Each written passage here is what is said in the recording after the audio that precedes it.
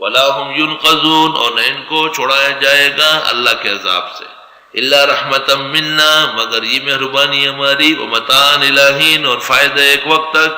وَإِذَا قِيلَ لَهُمُ اتَّقُوا مَا بَيْنَ أَيْدِيكُمْ، جب ان سے کہا جاتا ہے ڈرو آگے آنے والی چیزوں سے،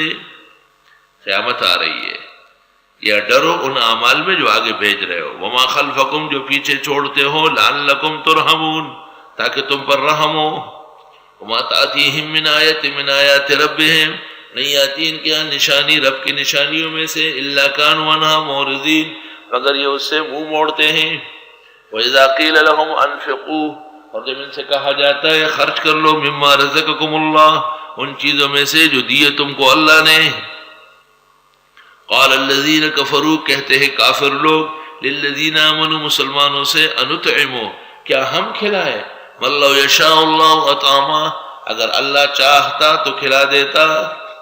ان انتم الا فی ضلال مبین، نہیں ہو تم مگر گمراہی واضح میں۔ اس آیت کا حاصل یہ ہے کہ کسی موقع پر مسلمانوں نے کفار کو کہا ہے کہ اللہ تعالیٰ نے تم کو بھی بڑی دنیا اور مال دیا ہے، خرچ کر لو، تو کفار نے کہا کہ ہم کیوں خرچ کریں، اگر اللہ تعالیٰ کو ان کو کھلانا تھا، اللہ تعالیٰ نے اگر ان کو کھلانا تھا تو خود ہی کھلاتے، ہم کیوں کھلائے، خدا نے خود ان کو بھوکا بنائے، تو خدا کے بھوکے کو ہم سیر کر کے اللہ سے لڑائی مول لیں، کیسے جو ہے نا زندقت کی الٹی بات ہے۔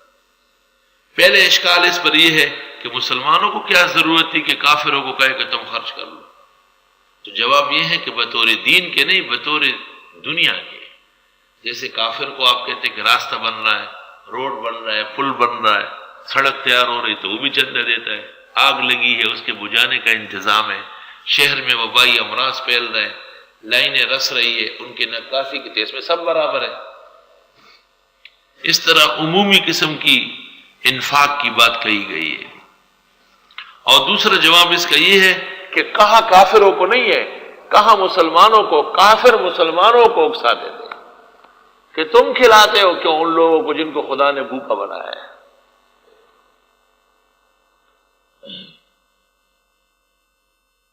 اللہ، ہندوستان میں ایک بڑے بزرگ گزرے ہیں، اس کا نام تھا مولانا غلام غوث، گوالیار میں مشہور جگہ تھی ان کی،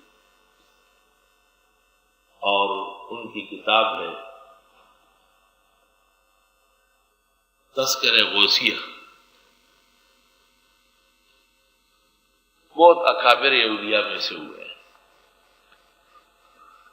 انہوں نے لکھا ہے کہ دو دوست تھے ہندوستان میں، آپس میں بات چیت کرتے تھے، تو ایک کہتا تھا کہ اگر مجھے ہندوستان کی بادشاہت ملی نا تو میں بہت زیادہ رحم و کرم کروں گا اور بڑا عدل کروں گا اور کسی کو بھی تکلیف نہیں پہنچاؤں گا۔ دوسرا کہتا تھا اگر مجھ کو ملی نا تو میں لوگوں کی صبح و شام ڈنڈے سوٹے لگاؤں اور کسی کو بھی نہیں چھوڑوں گا، ہر ایک کی پٹائی و کان پکڑواؤں گا اور لوگوں کے چمڑے اتار دوں گا۔ خدا کا کرنا یہ تھا کہ وہ ظالم جو تھا وہ بادشاہ بن گیا، اب اس نے کشت خون کا بازار گرم کر دیا ہر جگہ،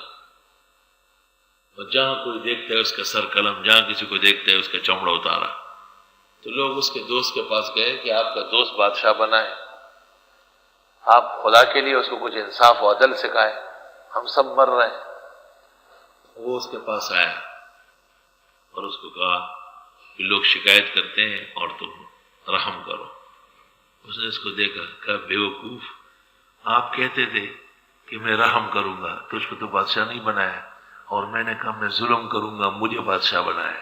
تو خدا نے خود چاہا ہے کہ ان کو پیس ڈالوں تب تو مجھے بادشاہت دی، اگر رحم و احسان مقصود ہوتا تو تجھے بنا دیتے۔ خواجہ صاحب نے لکھا ہے کہ اس کے بعد اللہ تعالیٰ نے قدرت کا ایک ایسا کرشمہ دکھایا کہ وہ شخص ہمیشہ کے لیے ظلم و ستم سے تائب ہوا، لیکن یہ جب تک تربیت نہ ہو تو اسی طرح اخلاق ہوتے ہیں۔ اب بھی شہر بھر میں ایسے لوگ ہیں جو کہتے ہیں کہ جی مدرسوں والے بڑے آسودہ حال ہو گئے اور مدرسوں میں بڑا مال آتا ہے، مسجد اور مدرسے بڑے متمول ہیں۔ بھائی دین کا مضبوط ہونا تمام مسلمانوں کی عزت کا باعث ہے، صرف وجہ یہ ہے کہ اللہ تعالیٰ کے فضل و کرم سے اس صدی کے اندر وہ بھوک نہیں رہی جو پہلے کی طرح بھوک رہی ہے۔ کبھی کبھی آ کے کہتے ہیں نا کہ بھئی ہمارے گھر میں بکرا کٹا ہے، لے آؤ اور کھانا تیار ہے، کسی کو بھیج دو، تو میں ان سے کہتا ہوں وہ لوگ مر گئے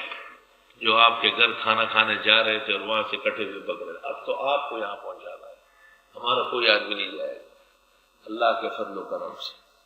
عبد القدوس گنگوئی رحمت اللہ علیہ، جن کی وجہ سے گنگوہ شریف کہلاتا ہے، جب ولایت کے مقام پر پہنچے اور خدا تعالیٰ کے اعزاز اور شرف کی بارش ہونے لگی تو ہندوستان کے اندر کاکسالی پڑ گئی۔ شیخ عبد القدوس گنگوئی رحمت اللہ علیہ روزانہ ایک دیگ پکاتے تھے پلاؤ کا، اور ایک دیگ پکاتے تھے ہندوؤں کے کھانے کا، اور عام اعلان تھا کہ ہندوستان کے لوگ آئے اور کھائے، لوگ آتے تھے اور برتن بھر بھر کے لے جاتے تھے۔ شیخ عبد القدوس گنگوئی رحمت اللہ علیہ کو الہام ہوا، حق تعالیٰ نے پوچھا کہ عبد القدوس یہ بندے کس کے ہیں؟ کہا آپ کے۔ کہا کاکسالی کس کی طرف سے آئی؟ کہا آپ کی طرف سے۔ کہا آپ کو ہم نے فقیری دی تھی، یہ خدائی میں کیوں پاؤں رکھنے شروع کر دیا کہ اب تم لوگوں کے رزاق بننے کے چکر میں۔ اللہ تعالیٰ کے بندوں کے ساتھ عجیب و غریب معاملات ہیں۔ وَإِذَا قِيلَ لَهُمْ أَنفِقُوا مِمَّا رَزَقَكُمُ اللَّهُ، اور جب ان سے کہا جاتا ہے خرچ کرو اس مال میں سے جو دیا تم کو اللہ نے، قَالَ الَّذِينَ كَفَرُوا، کہتے ہیں کافر لوگ، لِلَّذِينَ آمَنُوا، مسلمانوں سے، وَنُطْعِمُ اللَّهُ يَشَاءُ اللَّهُ وَطَعَمَ، ہم کھلائے ان کو، اگر اللہ چاہتا تو خود کھلا دیتا۔ اتنی غلط بات ہے، اللہ تعالیٰ بندوں کے ذریعے کھلاتا ہے۔ ان انتم الا فی ضلال مبین، نہیں ہو تم مگر گمراہی واضح میں۔ وَيَقُولُونَ مَتَىٰ هَٰذَا الْوَعْدُ، اور یہ کہتے کب ہوگا وعدہ، ان کنتم صادقین، اگر تم سچے ہو۔ مَا يَنظُرُونَ إِلَّا صَيْحَةً وَاحِدَةً، نہیں انتظار کرتے مگر ایک ہی چیخ کا، تأخذہم، جو پکڑے ان کو، وَهُمْ يَخِصِّمُونَ، اور یہ آپس میں لڑ رہے ہوں گے۔ فَلَا يَسْتَطِيعُونَ تَوْصِيَةً، نہیں استطاعت رکھیں گے وصیت کرنے کی، اتنا موقع بھی نہیں ملے گا کہ وصیت کر لیں۔ وَلَا إِلَىٰ أَهْلِهِمْ يَرْجِعُونَ، نہ گھر والوں کی طرف جا سکیں گے۔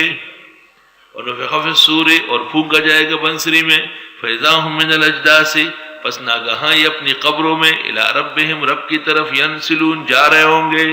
نسل ينسلون، اجداث جدث قبر کو کہتے ہیں۔